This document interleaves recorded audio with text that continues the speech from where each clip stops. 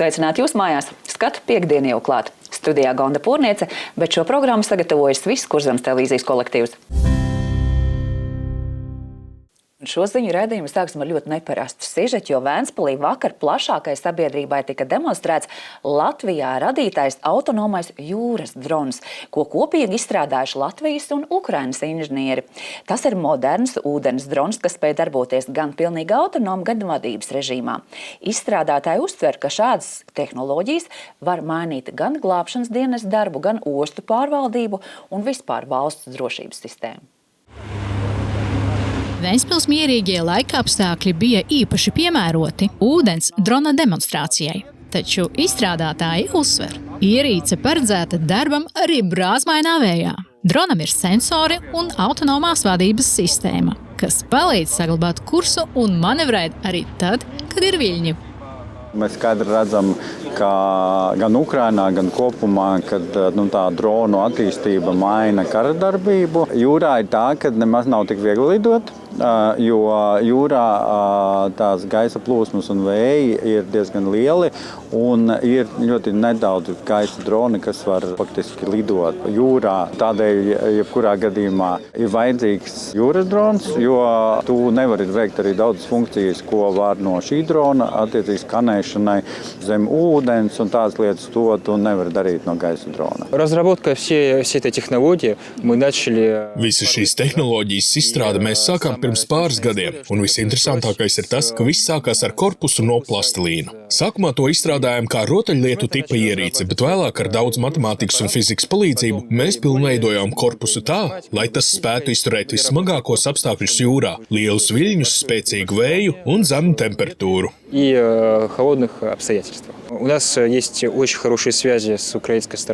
Mums ir izveidojusies cieša sadarbība ar Ukrainas kolēģiem, un mēs no viņiem pārņemam ļoti vērtīgu pieredzi. Tā kā viņi šobrīd strādā reāli kara apstākļu vidē, viņiem ir visprecīzākās zināšanas par to, kādas tieši tehnoloģijas militārajām vajadzībām ir nepieciešamas. Ir skumji, ka tas viss notiek kara dēļ, taču situācija ir tāda, kāda tā ir. Un, lai izstrādātu tiešām vajadzīgus un praktiskus pielietojumus risinājumus, mums šī sadarbība ir ļoti svarīga. Mēs kopīgi strādājam pie jaunu tehnoloģiju izstrādes, jo tieši šādā vidē tās visātrāk tiek pārbaudītas un pilnveidotas.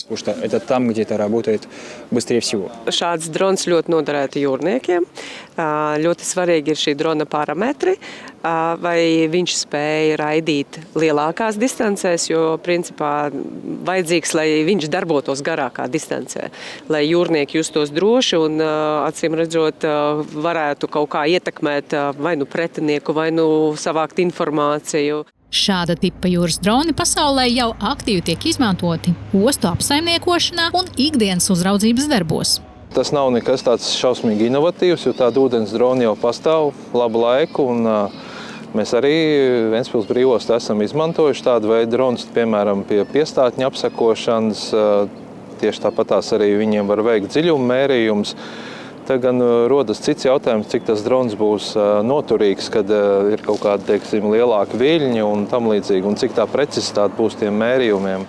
Ir vairākas funkcijas, ko ikdienā veic atbildīgie dienesti, un daļu no šiem darbiem būtu iespējams veikt arī ar jūras drona palīdzību.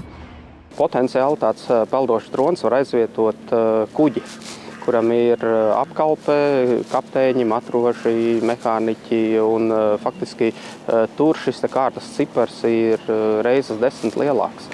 Līdz ar ko, protams, ja var aizvietot to, ko dara kuģis ar dronu, tas teorētiski tam vajadzētu būt izdevīgi. Šāda tipa drons būtu ļoti noderīgs arī, cilvēku glābšanas operācijām jūrā, jo tas, ka viņam ir ļoti liels attālums, ka viņš var lielu attālumu nobraukt un tikt vadīts attiecīgi pie cilvēku glābšanas jūrā, tas varētu būt liels atspaids, viņu aprīkot ar speciālu vai līni vai ko, ka viņš varētu iziet jūrā un kaut kādos, vētras apstākļos viņš varētu tos cilvēkus, paņemt un, nepaņemt, bet ja cilvēki varētu turēties pie kaut kāda trosas vai līnas un viņi varētu nogādāt atpakaļ uz to glābšanas kuģi.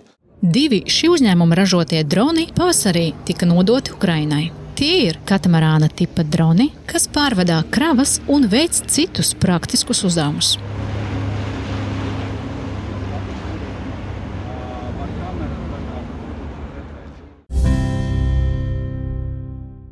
Svētdien sāksies adventas laiks un daudzās mājās atkal tiks aizdegtas sveces un adventas vainagi. Tie rada mieru un svētku noskaņu, taču līdz ar to pieaug arī ugunsbīstamība. Tāpēc Valsts ugunsdzēsības un glābšanas dienests atgādina par drošību svētku gaidīšanas laikā. Dienesta dati rāda, šogad līdz 31. oktobrim bez uzraudzības atstātas sveces jau izraisījušas 20 ugunsgrēkus. 8 cilvēki cietuši, 5 izglābti, bet 3 zaudējuši dzīvību. Dienests uzsver, nelaimes notiek ļoti ātri un visbiežāk tieši tad, kad mājās valda mierīga un ikdienišķa atmosfēra. Novietojot sveces jāatceras pamatnoteikums – drošs attālums līdz aizskrējiem, mēbelēm un dekorācijām. Arī veidinot telpas vai garām ejot pietiek ar nelielu kustību, lai liesma nonāktu kontaktā ar viegli uzliesmojošiem materiāliem. Sveces jānovieto stabilas, karstumizturīgas virsmas un vietā, kur tām nevar piekļūt bērni vai mājdzīvnieki. Degošu sveces nedrīkst atstāt vienu. Pirms dodoties gulēt vai izejot no mājām, obligāti jāpārliecinās, ka visas liesmas ir nodzēstas. Izvēloties adventas vainagu, svarīgi domāt ne tikai par izskatu, bet arī par drošību. Nedegoši stabili svečturi un atbilstoši izmērs palīdz novērst sveču krišanu. Īpaši bīstami ir dabīgi vainagi. Skujas, sūnas un salmi ātri žūst, un jau pēc pāris nedēļām kļūst ļoti uzliesmojoši. Drošākais vainags vienmēr būs tāds, kurā sveces netiek aizdegtas. Lietojot elektriskās spuldzīšu virtenes,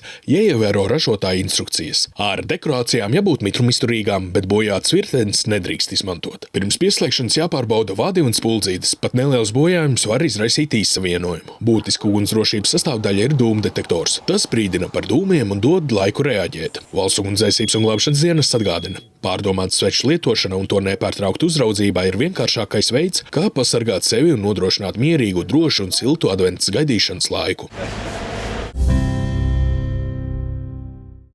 Nedēļas nogalē Ventspilī notiks stikla atkritumu savākšanas akcija, kuras ietveros ik vienam iedzīvotājiem būs iespēja bez maksas nodot tādu stikla izstrādājumus kā pudeles, burkas un logu stiklu. Sestdien 29. novembrī stikla savākšanas akcija norisināsies Ventas kreisajā krastā pilsētā, bet svētdien 30. novembrī Ventas labajā krastā Pārventā. Turpmāk stikla atkritumu savākšanas akcijas vairs netiks organizētas. Stikla atkritumu savākšana notiek pēdējo reizi. Akcija dod iespēju iedzīvotājiem bez maksas nodot gan stikla iepakojumu, burkas un pudeles, gan arī logu stiklu bez rāmjiem, kas daudziem ir uzkrājies garāžās un šķūnīšos pēc logu un siltumnīcu nomaiņas. Tā kā pēdējos gados Latvijā ieviesti dažādi stikla šķirošanas konteineri un depozīta sistēma, turpmāk šādas stikla atkritumu savākšanas akcijas vairs netiks organizētas. Ventspils iedzīvotājiem ir nodrošinātas ērtas bezmaksas iespējas šķirot stiklu gan privātu mājās, gan daudzdzīvokļu mājās, kā arī bez maksas nodot citus stikla atkritumus Ventspils šķiroto atkritumu laukumos Jēkabielā un Siguldas ielā. Kā notiks šī akcija brīvdienās? Ventspils labiekārtošanas kombināts kravas automašīnā, kas sestdien 29. novembrī un svētdien 30. novembrī kursēs speciāli akcijā izveidotā maršrutā, sāks savu darbu Ventas kreisajā krastā pilsētā 9:00 Virves un Pulkveža ielas krustojumā. Tad dosies uz Piltenes ielu, Kalēju, Kuldīgas, Inženieru, Bērzu ielu, būs arī Rīgas ielā pie Ventspils 4. vidusskolas, pēc tam sekos Peldu iela un akcija noslēgsies Loču un Medņu ielas krustojumā Stāvlaukumā 1:30.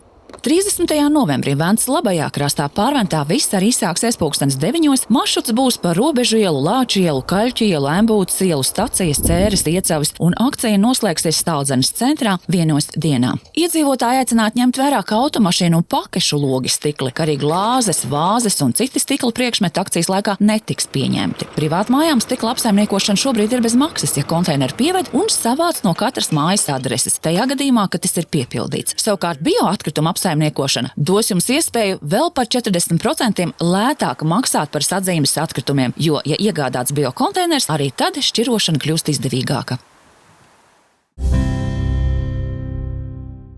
Un nākamais ļoti izvērsts sižets par to, kā tad mēs Ventspilī sagaidīsim Ziemassvētku pirmo adventi. Turpinājumā mani kolēģi.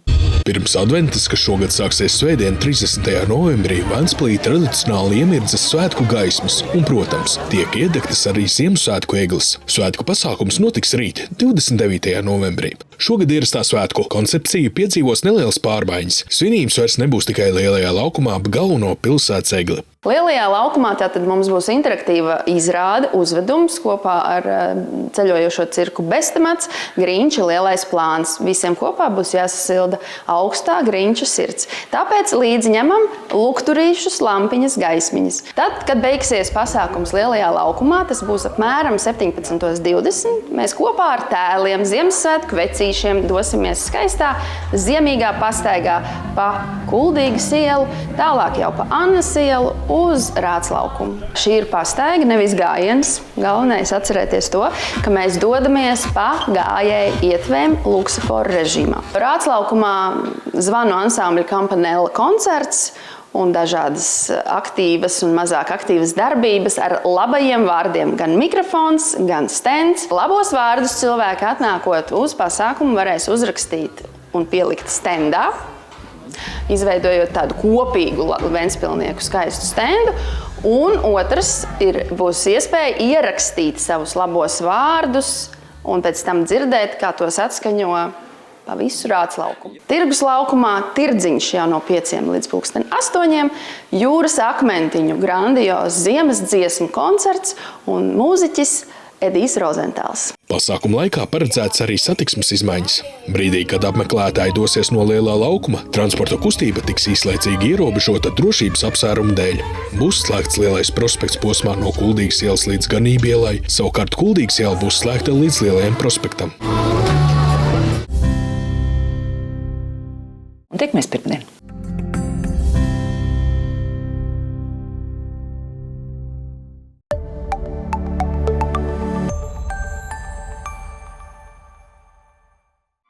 Sestdien 29. novembrī pulkstens 13. Ventspils mūzikas bibliotēkā mūzikas stunda ģimenei Bachs un pirmā Ziemassvētku eglīte. Klausoties Johana Sebastiana Bacha skaņdarbus, bērni uzzinās, kāda mūzika skanēja pirms vairāk nekā 300 gadiem, laikā, kad Eiropā dzima Ziemassvētku eglītes tradīcija. Pasākums notiek Ventspils galvenās Ziemassvētku eglītes iedegšanas dienā, tāpēc pēc nodarbības ģimenes aicināts turpināt svētkus Lielajā laukumā un iztaigāt eglītes ceļu līdz pat tirgus laukumam. Mūzikas stunda ģimenei ir bezmaksas un notiek reizes mēnesī no septembra līdz maijam. 6. decembrī no 12. līdz 14. Ventspils Livonijas ordeņa pilī tiek gaidītas ģimenes ar bērniem, jo tieši šeit tiks svinēta Svētā Nikolai diena. Pils rūķi sagādās vairākas svētku darbnīcas, viesosies Liepājas Leļļu teātris, bet pils telpas ieskandinās Ventspils vokālie ansambļi, Mazā prinča planētas un Cita planēta. Pils pavārdā tiks cepti āboli un ik viens varēs piedalīties piparkūku Mīklas darbnīcā. Ieeja ar muzeja ieejas biļetēm.